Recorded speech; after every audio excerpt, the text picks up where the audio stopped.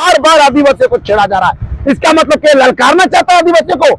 अगर ललकारना है तो सीधे मैदान में तो ऑन द स्पॉट मारेंगे। ये जो टाटा कंपनी जो बोलती है बार बार कि मैं लीज में ले चुका हूं, लीज में ले चुका हूं, तो भैया मैं आपको पहले बता दूं कि आपको ये पता होना चाहिए कि अनुसूचित क्षेत्र है और आप जो लीज का बात करते हो तो लीज का मतलब क्या होता है? एज अ रेंटर आप एक भाड़ेदार हो, भाड़ेदार को बोलने का कोई अधिकार नहीं है।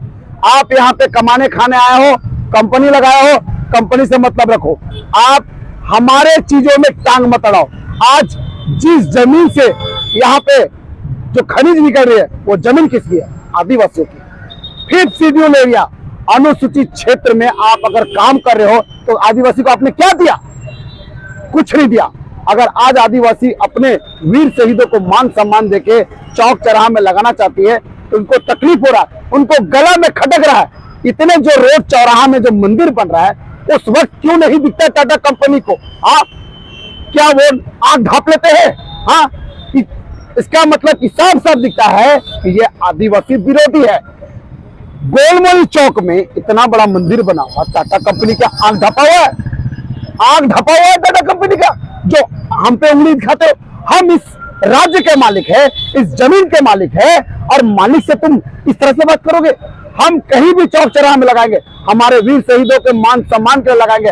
और ये जमीन, ये जो आज जिस जमीन पे वो इतना बड़ा व्यापार लगाया है वो जमीन है किसका? सीएलटी जमीन है, आदिवासियों का जमीन है। बिरसा मुंडा के लहू से ये जमीन को सींचा गया है, तभी जाके ये जमीन को बना है।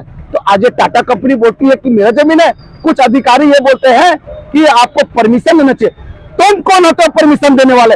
मेरा जमीन में है, हम जहां भी चाहेंगे कहीं भी लगाएंगे, तुम्हें परमिशन लेना चाहिए। और सबसे बड़ा बात यह है कि तुम्हारा तो कोई अधिकारी नहीं है अनुसूचित क्षेत्र में, तुम तो गैर संवैधानिक हो। हम तो संवैधानिक है, संविधान हमें खुद राइट दिया है कि 5th शेड्यूल एरिया अनुसूचित क्षेत्र में आदिवासियों का राज है। तो तुम हमारा राज्य में तुम क्या कर रहे हो? हाँ, तुम्हारा कोई काम नहीं है, तुम निकल जाओ मेरे राज्य से। अगर तुम्हें हमारा ये रवैया पसंद नहीं है तो तुम हमारे राज्य को छोड़ दो। हमें नहीं चाहिए तुम्हारा ये अंबानी कंपनी नहीं चाहिए। हम सूखा भात खाएंगे, साला खेती में खट के खा लेंगे, हल जोत लेंगे, लेकिन साला तुम्हारा कंपनी में नहीं चाहिए। अगर तुम हम पे जबरदस्ती थोपोगे कोई भी चीज तो हम तुम्हारा सीधा वार करेंगे।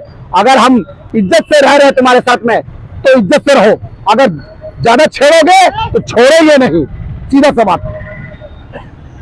ये भूख हड़ताल कब तक रहेंगे? ये भूख हड़ताल 48 घंटा का भूख हड़ताल है। 24 घंटा बीत चुका है और 24 घंटा, अगर 24 घंटे 48 घंटे का अंतराल में अगर जेएनएससी के अधिकारी और जिला प्रशासन का कोई जवाब नहीं आता है तो उसके अगले दिन हम उग्र आंदोलन करेंगे और उस उग्र आंदोलन का जवाबदेही जेएनएससी के अधिकारी होंगे और जिला प्रशासन होगी।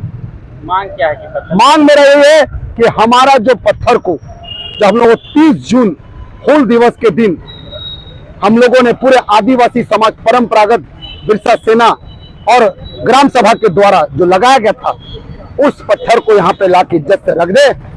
हम किसी तरह का कोई लड़ाई झगड़ा नहीं चाहते हैं, हम कोई किसी तरह का कोई, हम इस तरह का कोई दंगा फसाद का बात ही नहीं है, क्योंकि हम ये राज्य में सभी लोग रह सकते हैं। लेकिन जिस तरह से हरकत किया गया है आदिवासियों को छेड़ने का, और आदिवासियों को छेड़ा जा रहा है, बार बार आदिवासियों को छेड़ा जा रहा है, इसका मतलब क्या ललकारना चाहता है आदिवासियों को?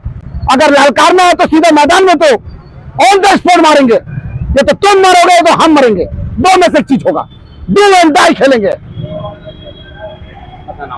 मेरा नाम दिनकर कच्छप, मैं बिरसा सेना का केंद्र अध्यक्ष।